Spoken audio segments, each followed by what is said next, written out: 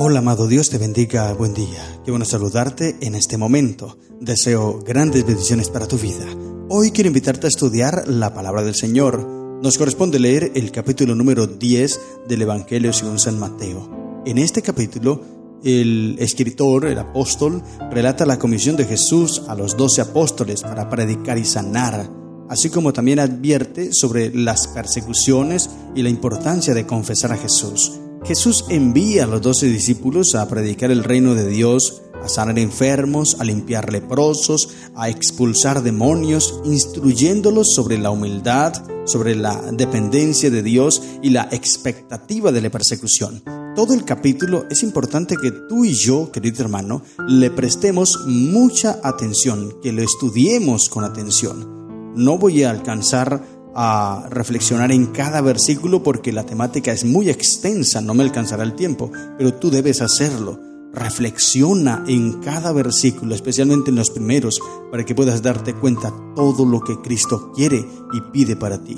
Algunas lecciones que podemos sacar de este capítulo 10 de Mateo es, del versículo 5 al 15, por ejemplo, reconocer la importancia de la misión y el llamado a compartir el Evangelio. En esa comisión que Dios le hace a los discípulos, de allí podemos sacar esa importancia. Del versículo 9 al 10, aprender a depender de Dios y confiar en su provisión. Versículo 16 al 25, podemos sacar lecciones allí sobre entender que la persecución es parte del camino del discípulo. Y versículos 32 y 33, afirmar la importancia de confesar a Jesús públicamente. Todo el capítulo es una lección poderosa acerca de la misión, lo que nosotros debemos hacer y cómo debemos enfrentar esta situación, cómo debemos ir a predicar el Evangelio sin importar lo que suceda. Al reflexionar sobre este capítulo, podemos preguntarnos lo siguiente: ¿estoy dispuesto a compartir el Evangelio y a predicar el reino de Dios? Pase lo que pase, ¿estoy dispuesto a hacerlo? ¿Confío en la provisión de Dios y busco su guía en mi vida? Interesante que respondas esto. ¿Estoy preparado realmente para enfrentar persecuciones o desafíos por seguir a Jesús? ¿Confieso públicamente mi fe en Jesús y vivo según sus enseñanzas? Es muy importante que nosotros podamos responder estas preguntas y reflexionar en ellas, saber si estamos haciendo realmente las cosas por Cristo y estamos dispuestos a enfrentar lo que sea por causa del amor de Cristo Jesús. Ahora, la instrucción que se da aquí en esencia tiene dos partes en este capítulo 10. Del versículo 5 al versículo 15 es la primera parte y habla sobre los consejos que se aplicaban específicamente al viaje misionero que se realizaría enseguida, la comisión que Jesús le da a los discípulos. Del versículo 16 al 42 vienen consejos de una naturaleza más general, aplicables a todos los que hayan de ser enviados al servicio de Cristo y de su reino. Así que del versículo 5 al 15 era para los discípulos, la misión en especial que ellos tendrían allí cuando Jesús los enviaba. Y luego del 16 al 42 sirven para nosotros también, la obra que tenemos que hacer y los desafíos que tendremos que enfrentar. Como te dije, no voy a tener el tiempo para detallar en todo, pero sí quiero que tú reflexiones en la palabra del Señor y puedas sacar grandes lecciones. Leamos entonces, dice la Biblia, Mateo 10. Entonces, llamando a sus 12 discípulos, les dio autoridad sobre los espíritus inmundos para que los echasen fuera y para sanar toda enfermedad y toda dolencia. Y esta es la primera vez que Mateo registra a los 12 discípulos así, llamándolos y mencionándolos. Ahora, ya Jesús los había nombrado, ya Jesús los había llamado.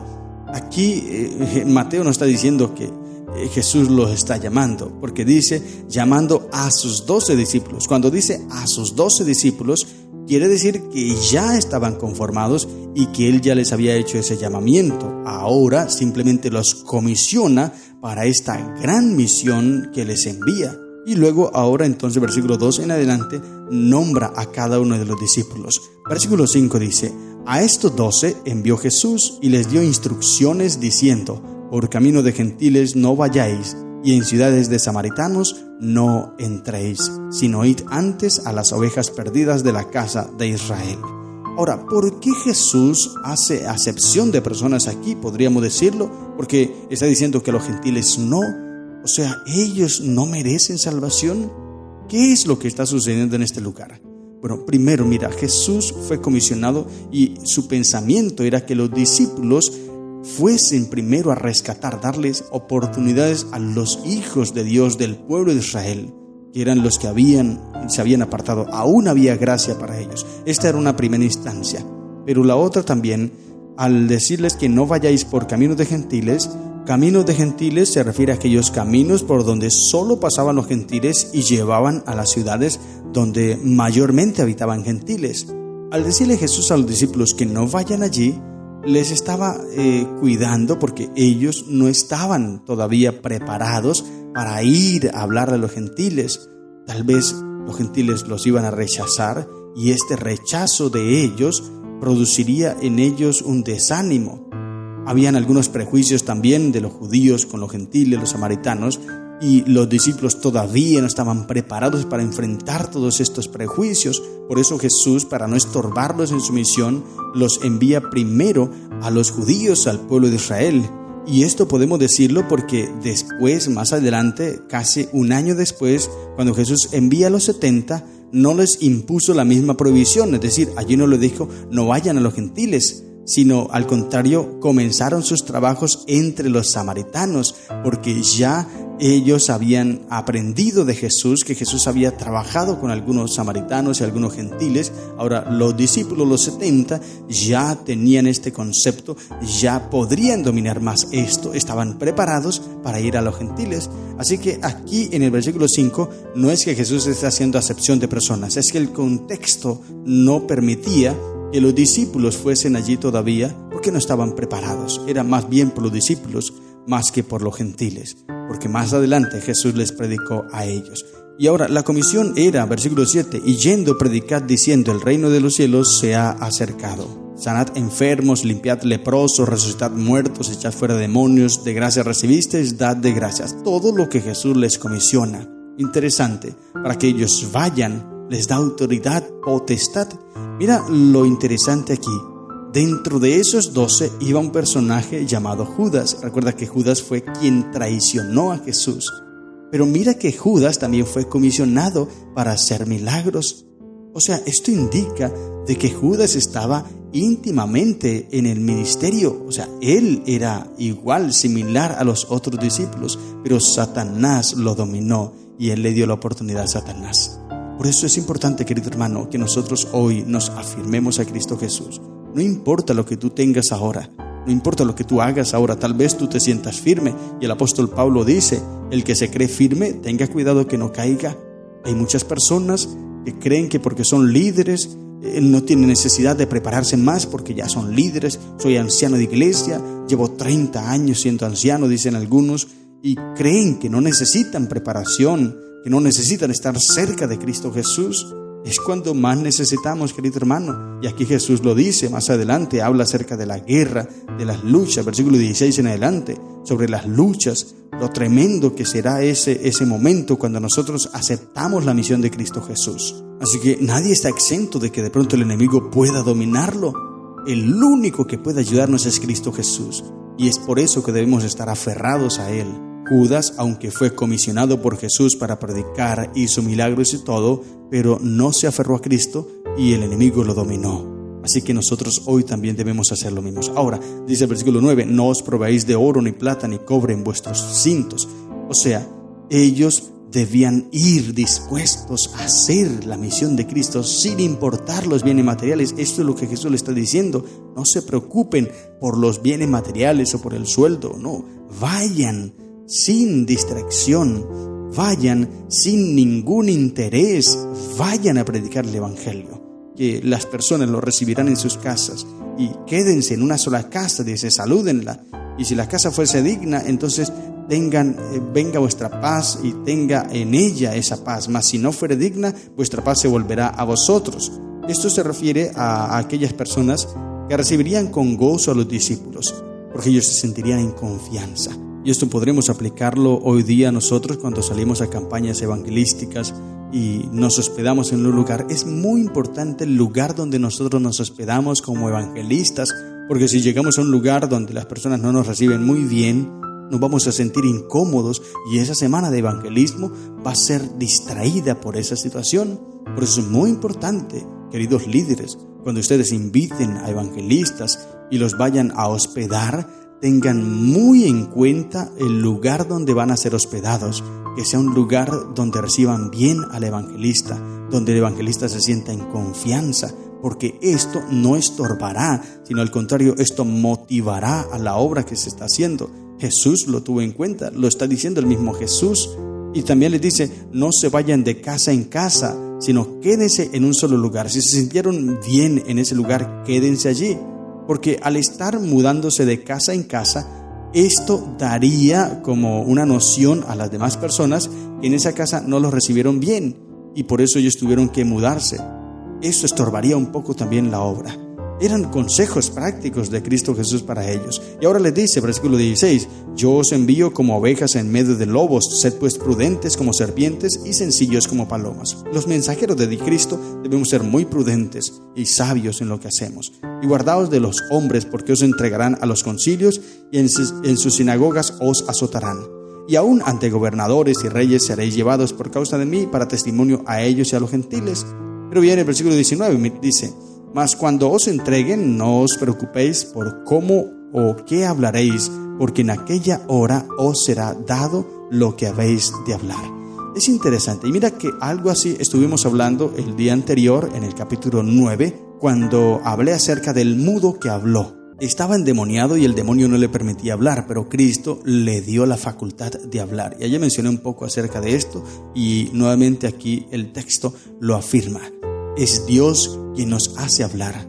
Por eso nosotros debemos cada día estar aferrados a Cristo. Hoy día nosotros tenemos la palabra profética más segura, la palabra de Cristo, el espíritu de profecía. Debemos estudiar, fortalecer nuestra mente todos los días con el estudio de la Biblia.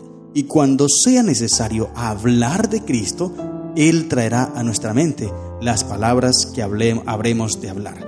Pero este evangelio de Cristo, como Él mismo lo dijo, no he venido a traer paz, sino espada. Es decir, cuando nosotros aceptamos el evangelio de Cristo Jesús, muchos se levantarán, y ese quien se levantará primordialmente es el diablo. Él se convierte en nuestro enemigo más acérrimo.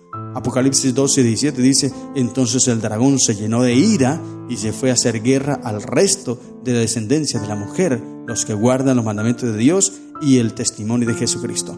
Esta es la gran verdad.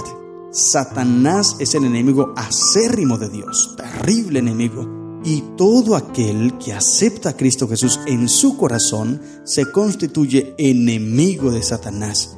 Y él se viene con toda su fuerza a atacarlo. Por eso es que no va a tener paz, en el sentido de que no es que el evangelio va a ser todo como color de rosa y no va a tener ningún inconveniente. No, va a tener muchísimos, al contrario, porque Satanás va a intentar desanimarlo. Esto debemos tenerlo claro, pues hay muchos que llegan al evangelio pensando en que todo, como dicen por allí, es color de rosa, no hay ningún problema, pero eso no es cierto, porque Satanás va a hacer todo para hacerte salir de ese camino y va a poner pruebas, va a poner a tus familiares en contra tuya, y esto ha pasado muchas veces. Pero aunque esto pase, nosotros debemos estar firmes en Cristo Jesús. Y el versículo 26 al 33 habla acerca de esto. ¿A quién debemos temer? No a los hombres, sino a Dios. O sea, lo que le está diciendo Jesús aquí es, no tengan miedo de quienes los persiguen. Ellos pueden matar el cuerpo, pero no pueden matar lo que hay dentro. Pero si ustedes, por no permitir que ellos los maten, se hacen lo que ellos dicen, están deshonrando a Dios. Y Dios no les va a destruir solamente el cuerpo, sino que ustedes van a perder la eternidad. Les dice, les destruirá el alma y el cuerpo en el infierno. Ahora, hay que entender, y ya hemos explicado esto del infierno, no es un lugar de tormento, eso no existe. Ya lo hemos estudiado y esto está muy claro. Este infierno se refiere al contexto del juicio final. Esto es lo que dice Hebreos 10:31, horrenda cosa es caer en manos del Dios vivo. Es importante que pensemos en esto. No le tengamos miedo a las personas. Las personas pueden destruir lo físico, pero es Dios quien puede darnos la sentencia de que hemos perdido la eternidad. Por eso es a Él a quien nosotros debemos tenerle temor, no en el sentido de miedo, de pavor, sino reverencia, respeto, y que debemos, como dijo Pedro, obedecer a Dios antes que a los hombres. Esto es importantísimo. Por eso, aunque se levante mi padre y madre, y aquí lo dice el texto bíblico, versículo 37, el que ama a padre o a madre más que a mí no es digno de mí, el que ama a hijo o hija más que a mí no es digno de mí, y el que no toma su cruz y sigue en pos de mí no es digno de mí. El que haya su vida la perderá, y el que pierda su vida por causa de mí la hallará. O sea, nada, escucha bien, querido hermano, nada ni nadie, absolutamente nada ni nadie en esta vida puede estar por encima de Dios.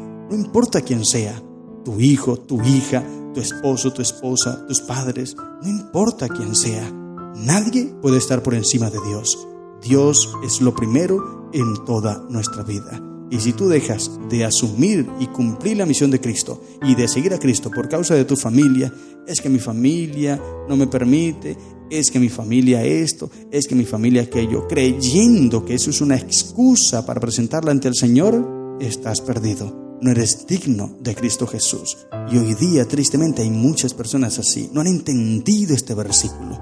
No han entendido que no hay excusa para la infidelidad. Si tú no obedeces a Cristo por causa de tu familia, no vas a ser excusado. Tienes que obedecer a Cristo Jesús y estar dispuesto a estar por encima de cualquier cosa. Cristo es lo primordial, lo primero. Busca primero, leímos en el capítulo 6, el reino de Dios y su justicia, y todas las demás cosas vendrán por añadiduras. Hay muchas más lecciones en este texto, querido hermano, en este capítulo, pero es un trabajo que tú debes hacer. Simplemente el Señor Jesús te invita a que tú seas fiel, a que tú lleves el mensaje de salvación, a que tú prediques a muchas personas y permitas que el Evangelio de Cristo entre en muchos lugares. Cuando llegue, habrá revolución, porque Satanás se levantará a hacer guerra, pero nosotros debemos estar firmes y seguir a Cristo Jesús, no tenerle miedo a las personas, sino seguir a Cristo y obedecer a Cristo antes que a los hombres. Estas son las lecciones que encontramos en el capítulo 10 del Evangelio según San Mateo. Que el Señor te bendiga. ¡Feliz día!